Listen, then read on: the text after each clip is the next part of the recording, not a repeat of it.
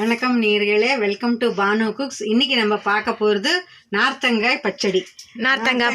நார்த்தங்காய் வந்து உடம்புக்கு ரொம்ப நல்லது, டைஜஷன் பவருக்கும் இதுக்கு எல்லாமே நல்லது. லெமனோட கொஞ்சம் பெருசாக இருக்கும். இது மாதிரி இருக்கிறது தான் நார்த்தங்காய். லெமனோட இது ரொம்ப வேலை செய்யும் டைஜஷன் பவருக்கு.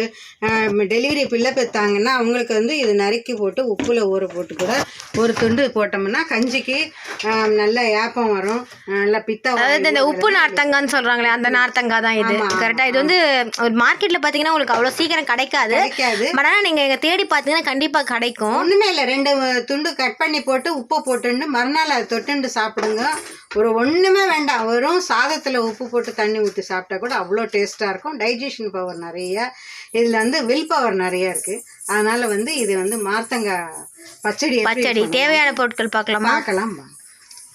இந்த நார்த்தங்காய் ஏற்கனவே கட் பண்ணி வேக வச்சுருக்கேன். உப்பு போட்டு நறுக்கின உடனே உப்பு போட்டுடணும், இல்லைன்னா ஒரு சின்ன கசப்பு தன்மை வந்துடும். அதனால் ஒரு உப்பு போட்டு வேக வச்சுருக்கேன். தாளிக்கிறதுக்கு கடுகு, அதை பொடி வந்து அதே மாதிரி தனியாவும் மிளகாத்தூள் கடலைப்பருப்பு வறுத்து பொடி பண்ணி வச்சுருக்கேன். இந்த தூள் போட்டுக்கலாமா? மிளகாய் வத்தலும் போடலாம், தூளும் கொஞ்சம் போட்டுக்கலாம். அப்போ தான் நம்மளுக்கு கொஞ்சம் டேஸ்ட்டுக்கு நல்லாயிருக்கும். வெல்லம் தான் மெயின். வெல்லம் வந்து டைஜஷன் பவருக்கு நல்லா இருக்குது. சால்ட்டு, கொஞ்சோண்டு மிளகாத்தூள், தாளிக்கிறதுக்கு பச்சை மிளகாய், கருவேப்பிலை. இப்போ வந்து தாளிச்சிட்டு இப்போ நம்ம வந்து கேஸ் ரெடி பண்ணி வச்சிருக்கோம். இப்போ இதில் பார்த்தீங்கன்னா நம்ம வந்து எண்ணெயை விட்டுக்கிறோம். எண்ணெய் விட்டு கடுகு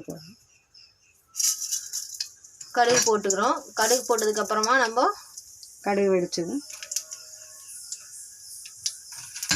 தாளிக்க வச்சிருக்கிற பச்சை மிளகா, கருவேப்பிலையும் இதெல்லாம் எடுத்து போட்டுக்கணும். இதில் மஞ்சள் பொடியெல்லாம் சேர்க்க வேண்டாமாங்க? அந்த டவுட். மஞ்சள் பொடியும் போடலாம், மஞ்சள் பொடி ஒரு ஸ்பூன் போட்டுக்கலாம். ஸோ இதுக்கு எந்த சமையலுக்குமே மஞ்சத்தூள் ஒரு டீஸ்பூன் போட்டால் அது சுவையே தனியாக இருக்கும். சரி,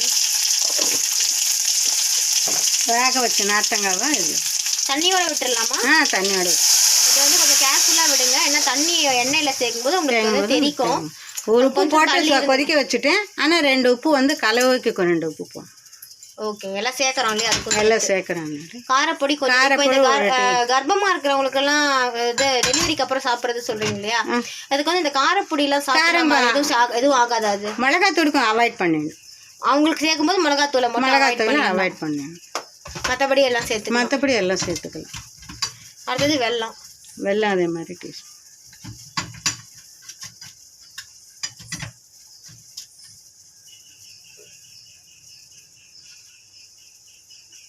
ஸோ இப்போ இது எல்லாமே வந்து ஒரு கொதிக்க விடணும். இது ஒரு 2 மினிட்ஸ் கொதிச்சா கூட போதும். ஏன்னா ஏற்கனவே நார்த்தங்காய் வேக வச்சுட்டோம்.